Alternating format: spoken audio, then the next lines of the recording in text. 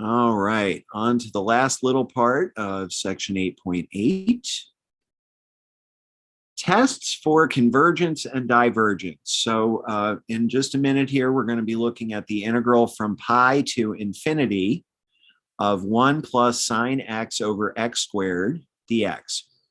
So the problem with this is that I don't know that I can find an antiderivative for 1 plus sine x over x squared.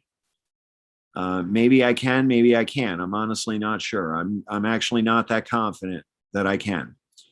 So instead of finding we can determine whether this integral converges or diverges. And as long as I don't care about the specific value of the integral, if it converges, then you can use a test for convergence or divergence.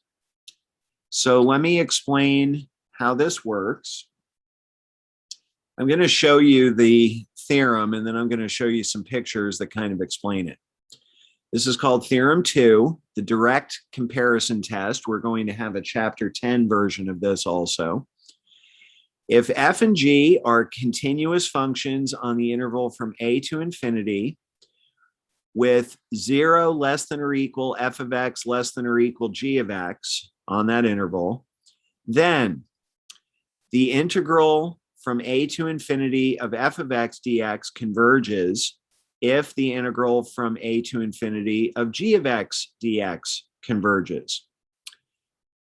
And the integral from a to infinity of g of x dx diverges if the integral from a to infinity of f of x dx diverges. Believe it or not, that's actually going to make sense when I show you a picture. All right, here's the picture. So I've drawn two functions. These functions are both positive, and f of x is less than or equal to g of x. The area under the graph of g of x, which I tried to shade in red, and I didn't do a super great job. So let me just point out that I am talking about this area here.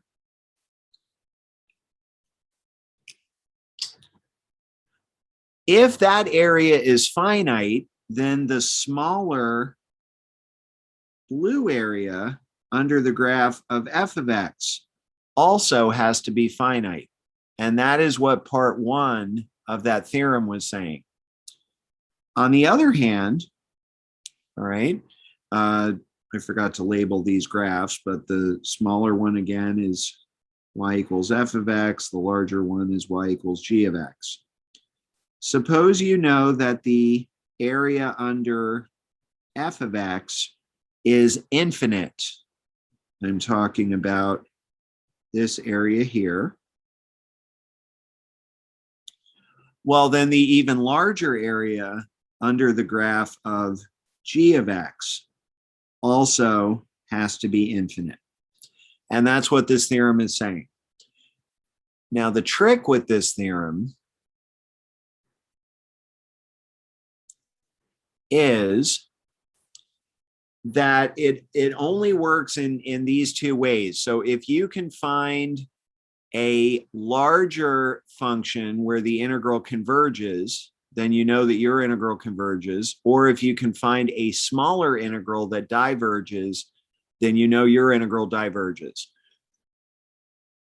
But it only works in those two directions. Like, it doesn't help at all to find a smaller function whose integral converges.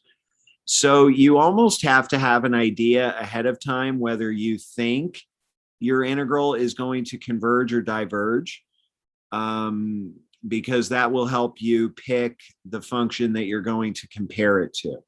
So let's talk about this specific function, 1 plus sine x over x squared.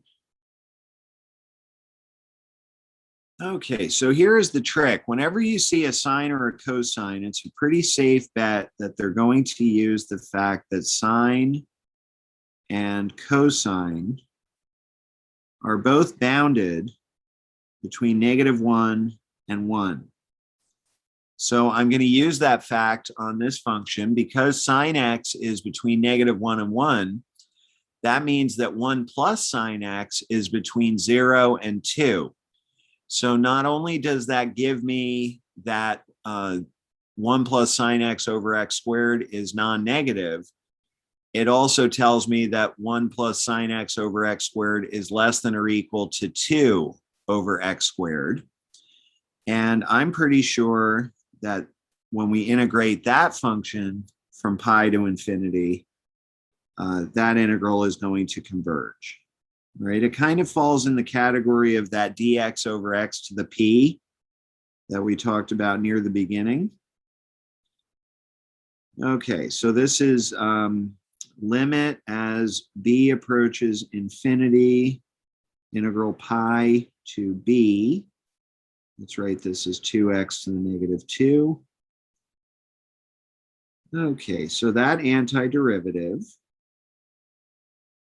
is 2x to the -1 over -1. In other words, just -2 over x. Plug in b, plug in pi.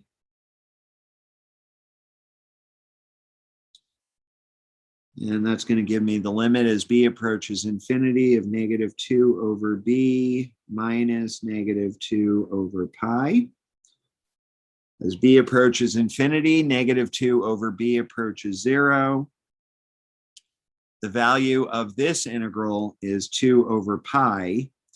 But really all I care about is that this larger integral converges. And therefore,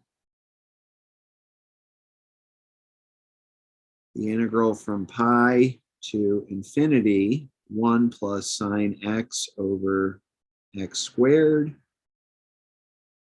converges by the direct comparison test. I have no idea what its value is, except that its value must be less than 2 over pi. All right, and that brings us to the very last thing.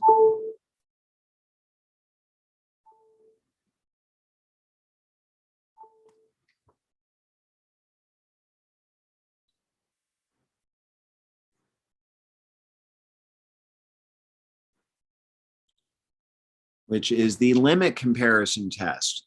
The limit comparison test is great when you can't get the direct comparison to go in the right direction. And here's a good example.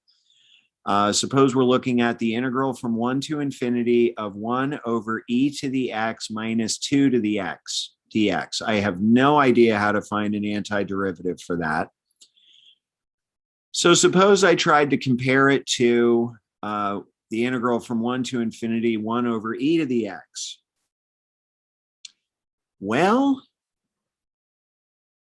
let me show you what happens.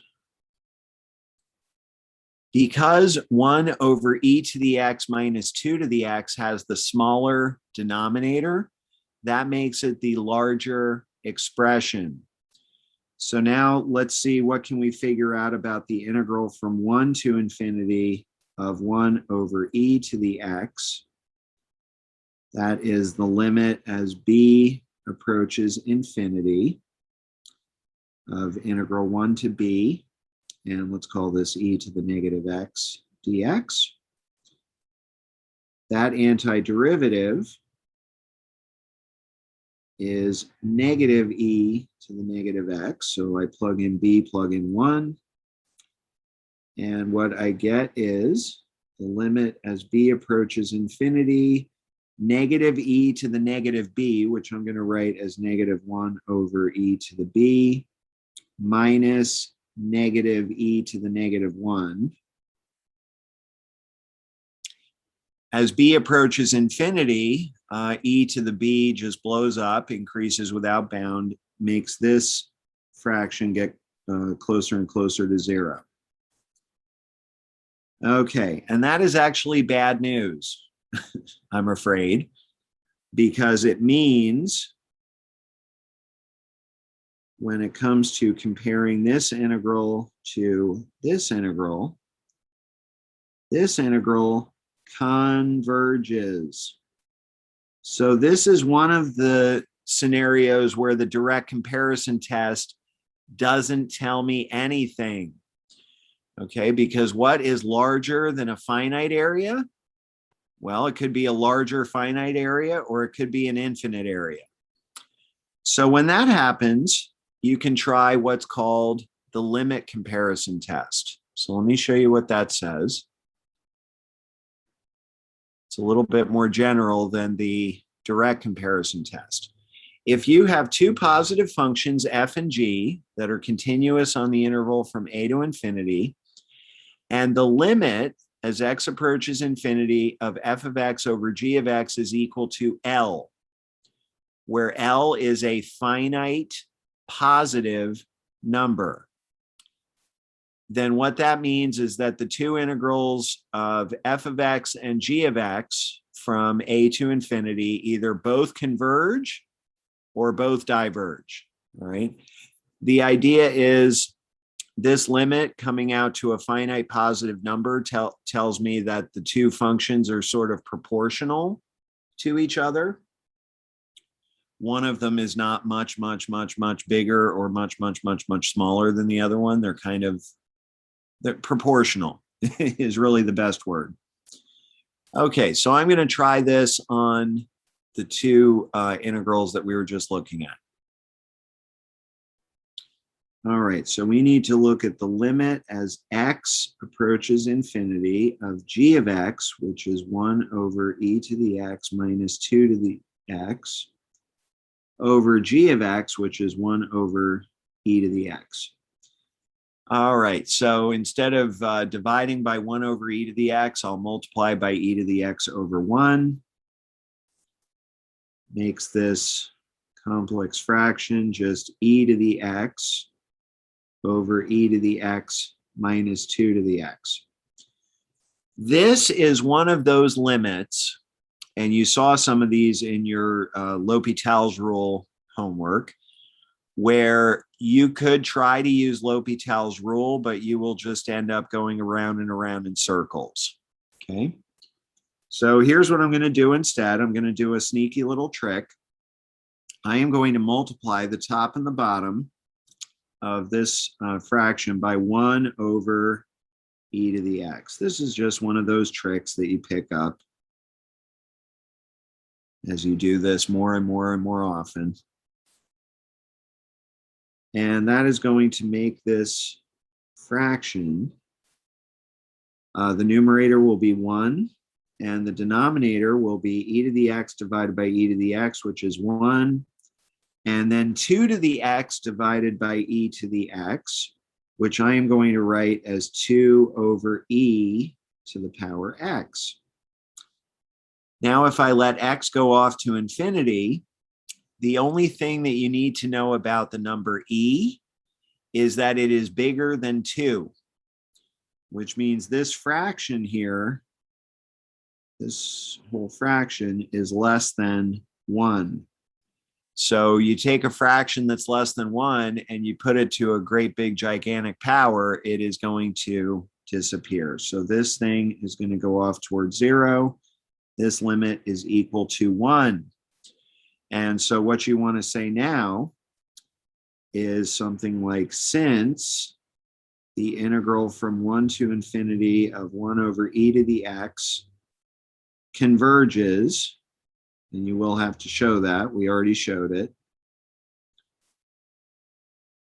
the integral from 1 to infinity of 1 over e to the x minus 2 to the x also converges by the limit comparison test. One downside of the limit comparison test is that I have absolutely no idea what the value of that other integral is. I don't even have anything to compare it to. All I know is that it converges, and that's the best I can do. And that is going to do it for section 8.8. We'll see you next time.